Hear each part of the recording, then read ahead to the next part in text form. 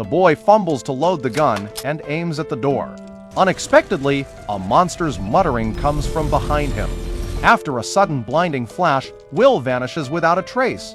The chief leads the townsfolk in a desperate search for him for 2 days, but there's still no sign of Will. His mother is on the verge of collapse. Late at night, a phone rings. Joyce frantically asks where her son is, but the electricity fries the phone. Right after that, the lights flicker non-stop, getting her to her son's room. The radio suddenly blares music, startling her. The desk lamp flashes rapidly, yet as soon as she steps close, the light goes out. The wall suddenly bulges. Something is about to burst through. Joyce bolts out of the house in terror, but just as she's about to drive away, the music and lights in Will's room turn on again. Joyce guesses this is her son trying to communicate with her. She gathers her courage and heads back inside. She can't afford to miss any chance to save her son. Meanwhile, Will's brother is combing the forest for clues. It's the last place Will was seen. A scream in the distance catches his attention. Turns out to be a group of high schoolers partying by a swimming pool. Mike's older sister Nancy is among them. Her best friend Barb cuts her hand while using a knife to open a can. But no one cares. They're all too busy having fun.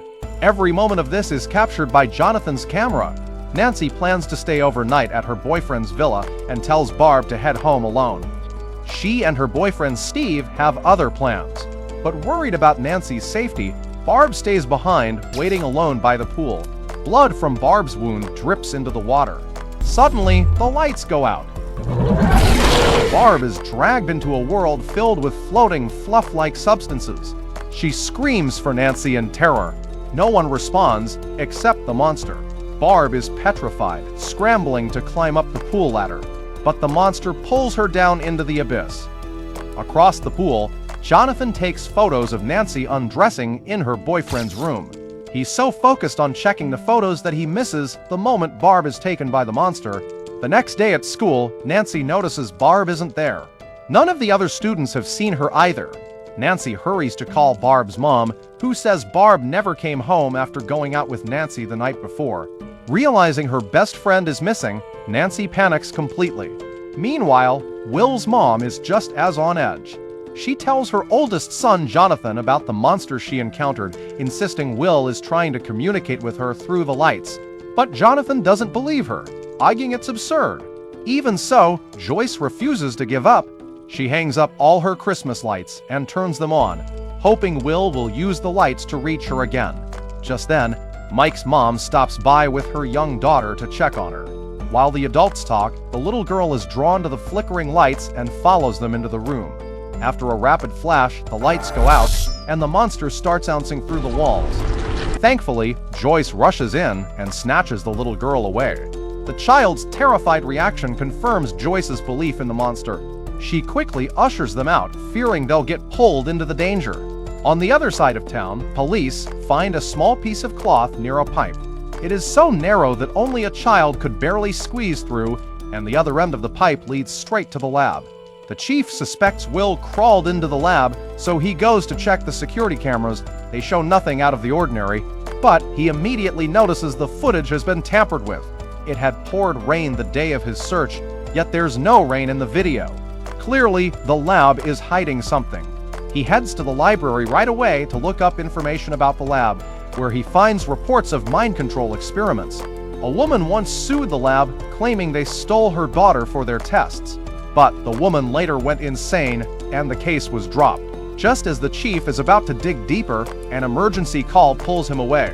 At the high school, Jonathan is developing the photos he took. A female classmate spots them and tells Nancy's boyfriend Steve. Steve and his friends corner Jonathan and humiliate him. Steve slams Jonathan's camera to the ground and tears the photos to shreds. Nancy is mortified as the subject of the intimate photos. But when she glances down, she notices Barb in one of the photo fragments. She quietly pockets the pieces.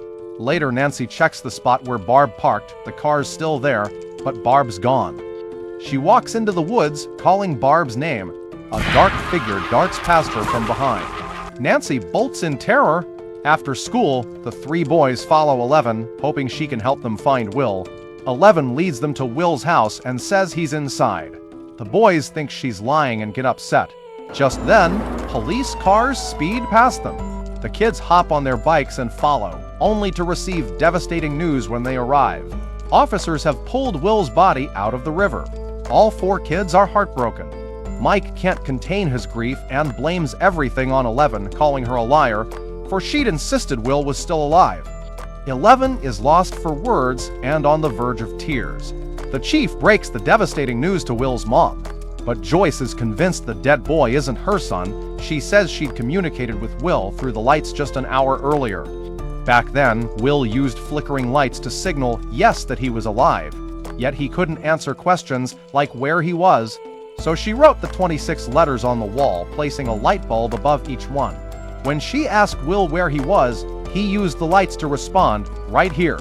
Joyce was confused. She was the only one in the room. But she had no time to ask more, for Will spelled run.